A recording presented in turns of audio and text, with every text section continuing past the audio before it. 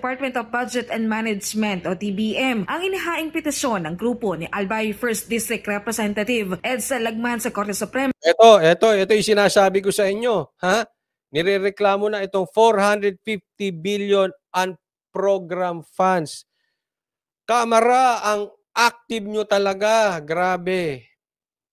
Ang laki ng pondo nyo, samantalang yung confidential funds ni Sara, sinilip nyo pa, ang liit-liit. Ito, 450 billion unprogrammed. Let me repeat that. Unprogrammed. Ibig sabihin, kahit saan po yung gamitin. Oh, basta naka-standby yan, dito yan sa kamera, gagamitin yan. Kita nyo na? Oh, kailan yan? Eto na, oh. Lusot na. Nagkumokusyon sa legalidad ng sobrang halos 450 bilyong pisong unprogrammed funds sa 2024 national budget. Ayon kay DBM Secretary Amina Pangandaman, maaring bunga ng pagkakaiba ng interpretasyon ng dahilan ng petisyon. Pero para sa kalihim, hindi labag sa konstitusyon ang dagdag na unprogrammed funds, lalo pat standby funds lang ito sakaling merong dapat na paglaanan ng pondo ang gobyerno. Tatandaan nyo, sinabi niya, ang unprogrammed funds, standby funds lang. Sa tingin nyo, yung standby funds na yan, hindi magagamit? Hindi rin anya automatiko ang pagpapalabas ng pera para sa naturang alokasyon dahil magdedepende ito kung may sobrang kita ang gobyerno. Our definition, hindi po siya unconstitutional. Why? Kasi nga po, hindi po siya kasama dun sa talagang budget. Hindi siya kasama dun sa talagang budget. So yung talagang budget, yun ang pwede lang. Ito hindi talagang budget. Pakilinaw po, madam. Hindi siya talagang budget. Ang gulo. Ang gulo. Hindi raw unconstitutional. Ito lang ang masasabi ko dyan sa 400 billion unprogrammed funds. Simula 2022, hindi ko na kasi na-live ko na po ito kaya alam ko eh. Hindi ko lang masabi sa inyo yung exact figures. 2022, maliit pa yung unprogrammed funds. 2023, lumaki. 2024, lumaki. 400 billion na nga. In short, palaki yung unprogrammed funds nyo. At pag kinumpare ito sa ibang administrasyon, ito yung pinakamalaki. Naiintindihan po ninyo? Kaya nga yan nirereklamo. Ang lakas nyo makasilip sa mga confidential funds, pero ito, kayo naman pala meron. Kinwestiyon yan ni Senator Pimentel. Ngayon, kine-question ngayon ni Lagman. Diba? Bakit palaki ng palaki? Yung audit nga, hindi nyo mailabas eh. Yung sinasabi ni Madam, nasabi niya, ay re-requestan pa naman yan. Hindi yan basta i-release. Ganun din naman yung wag tayong magbulahan. Yan nga yung sinisilip ni PRRD, di ba? Yung pag-audit ng pera ng taong bayan. Sabi ng Kamara, pina-audit daw nila sa COA. Sabi naman nila PRRD, hindi. Kasi yan, hindi audit. Iba po yung audit by certification, yung sinertify mo lang. Iba yung audit na binusisi mo, in-itemize mo. Halimbawa, nag-order ka, ito, adobo, 100 pesos. Sizzling, 100 pesos. Yun po yung audit by, hindi by certification. Yung itemize. Inilista mo lahat, naunawaan po. Yun ang sinasabi ni PRRD. Anong ginawa dyan? Audit by certification. Ito, kumain kami sa ganitong restaurant, ganito ginastos. Naiintindihan yung difference? Doon na nga lang hindi magkasundo eh. Ito pang bilyon ng usapan. Naiintindihan? Bilyon po ang usapan dito. Tapos sasabihin nyo, ganyan lang. Malalaman pa ba ng taong bayan yan? Bakit hindi nyo sagutin? Bakit kailangan ng unprogrammed funds? Bakit hindi nyo sagutin? Bakit palaki ng palaki? Ano bang sabi nga ni Attorney Roque ata ang nagsabi nito hindi ko maalala. Kunwari, meron kang Selebrasyon, meron kayong pupuntahang lugar, pwedeng pumatak sa unprogrammed funds. Diba? Hindi ko na lang maalala, pero na-live ko yan eh. Kaya naalala ko yung details, yung facts, hindi ko lang maalala sino nagsabi. Oh. Napakadelikado nun. Yung pera, yung sinasabi nga nitong alin na ito, nito si Madam, yung talagang budget, hindi na nga natin mapa-audit eh. Ha?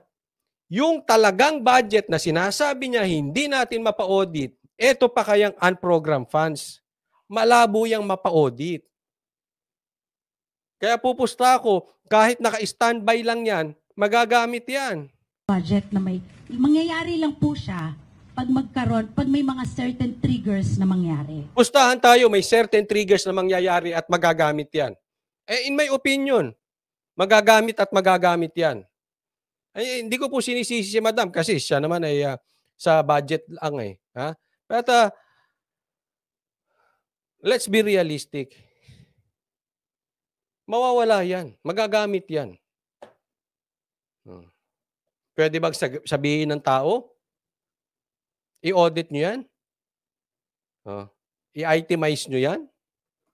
Kung merong pong magpadala sa Supreme Court, I think we welcome it. At least, at the end of the day, we'll be able to, di ba po, malalaman natin kung ano ba talaga, di ba? Because from our end, we think it's constitutional. But sa kanila po, it's a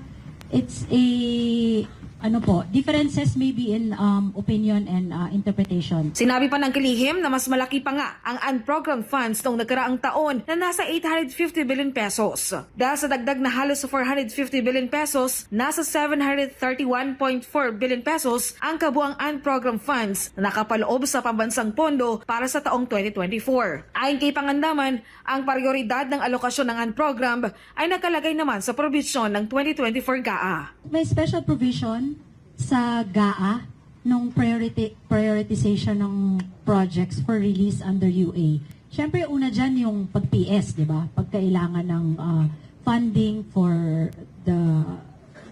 government workers, di ba? Salaries, kung magkulang. Second, social services, mga importante. And then, we have infrastructure. May prioritization. Samantala, mula sa 5.768 trillion pesos na national budget ngayong taon ay maaring umakyat na ito sa 6.2 trillion pagdating sa taong 2025. Tiniyak ng DBM na walang pagbabago sa babalangkasin na 2025 national budget, pwera na lang ang mga kailangang iprioridad para sa mga... Very active sila, very active. Ngayon naman pondo, tumaas. Hindi ko na po... honestly, hindi ko na po alam kung paano iintindihin sila. At hindi ko na rin maipaintindi sa tao bakit ito ang pinagtutuunan nila ng pansin. Bakit pagdating sa ganito ang bilis? Yung sinasabi ni Romualdez na iimbestigahan yung mga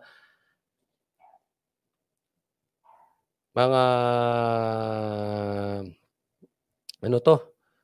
Yung smugglers, wala na. Di ba? Wala na.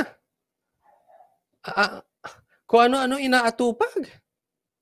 Ba't hindi nyo utapagin yung smugglers? Mangyayaring eleksyon. Mas lalaki ang pondo ng COMELEC pagdating ng 2025 ayon sa DBM dahil sa mangyayaring midterm elections at sa iba pang halalan na gagawin sa naturang taon. Mas malaking budget siguro because sa COMELEC kasi they will conduct the elections. Yun po. The national and local elections. Ang daming election po kasi pati BARM, pati barangay ulit. Lahat, ulitan. Ulitan. Sa BARM nga pala, no? Sa BARM din po, sila din po. Samantala, aminado naman ng DBM na sakaling magkakaroon ng plebisito para sa People's Initiative, ay magre-release sila ng pera para dito. Matatanda na nasa halos 13 billion pesos ang naibalik na pondo sa COMELEC na may line item para sa pagdaraos ng eleksyon, referendum at plebisito. Actually, the money is... Ewan ko, basa po tayo na maintindihan natin ang inyong mga... try nating basahin, no? So mag-komentaryo lang kayo, tingnan natin ang inyong masasabi sa mga nangyayari ngayong panahon na to. Grabehan kasi. Sabi ni Arvin, manggagamit talaga yan. Ilang taon na, kurap ang gobyerno, magnanakaw, kawawa ang Pilipinas. Ang laki ng budget, ang cars sa lisensya, papel hanggang ngayon. O ayan, isa pa yan, dapat asikasuhin yan. Yung lisensya. Yun, tama. Ito. Sabi ni Tepoy Apoy, Coach, basta itinago may plano, yan ang kaduda-duda. Pag patago mo, in short, ginapang mo. Pag bumapang ka, nakakaduda yan, may plano. Pero higit sa lahat, ginapang mo na, minadali mo pa, sinaksakan mo pa ng pera, ay may plano talaga yan. Mag-iingat tayo, kababayan. Pagka napapansin ninyo, bilis kilos sila dyan, patagong ginagawa, sinasamahan, sinasalpakan kayo ng pera, magduda kayo dyan. Yang nagsasaksak kayo ng pera, magnanakaw. Kahit sino pa yan, kahit ano pa apelyido niyan. Naku, wag kayo mag-aano.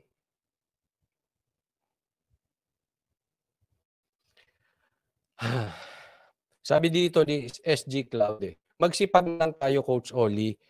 Kasi pag umasa sa gobyerno, wala tayong mapapala.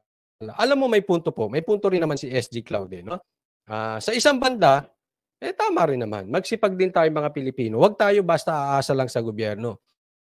Bagamat, responsibilidad natin na silipin ang mga anomalya sa gobyerno. Hindi pwedeng papabayaan natin. But at the same time, we're doing our part. Magsipag tayo sa pagtatrabaho. Huwag tayong aasa sa gobyerno. Siyempre, di ba, yung pagkain ng pamilya mo, iaasa mo ba sa gobyerno? Hindi dapat. Mali din. Pati, tandaan nyo, pati pagboto. Huwag nyong iasa sa gobyerno at huwag nyo rin iasa sa vloggers. Huwag nating iaasa sa vloggers ang pagboto. Kailangan nag-iisip po tayo. Nire-research natin. Etong politiko na ito, may resibo ba? Laging ganon. Kahit sino pa yan. Kahit sikat pa yan. All the more kung sikat. Kailangan nire-research natin. Siya ba ay sumikat? Dahil alak lang? Dahil kapatid lang? Dahil sikat lang yung apelyido? O talagang may nagawa?